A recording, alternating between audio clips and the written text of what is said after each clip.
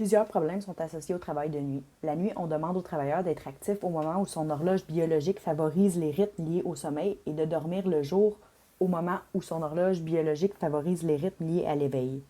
On appelle cette situation mésalignement circadien, c'est-à-dire qu'il y a désynchronisation entre le rythme veille-sommeil imposé par l'horloge biologique et celui contre nature imposé par l'horaire de nuit. Il en résulte une somnolence la nuit et une difficulté à dormir le jour.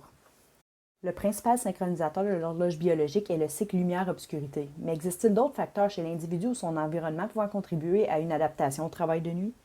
38 travailleurs de mines souterraines du Grand Nord de la province de Québec ont participé à notre étude. Chacun d'entre eux a été évalué pendant 14 quarts de travail de nuit consécutifs. Chaque travailleur devait indiquer 4 fois par quart de travail de 12 heures sur une échelle visuelle analogique son niveau de somnolence ou de vigilance et porter un moniteur d'activité actigraphe permettant d'obtenir une mesure objective de la durée du sommeil.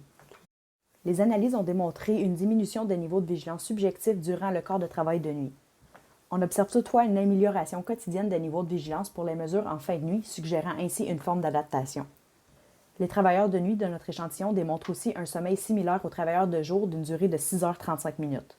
Ceci peut être expliqué par le fait que les environnements de travail isolés sont adaptés aux opérations sur 24 heures et offrent des routines et des horaires de repas similaires de jour comme de nuit, une diminution considérable des tâches domestiques et des stores de fenêtres adaptés pour une obscurité maximale pendant le sommeil diurne.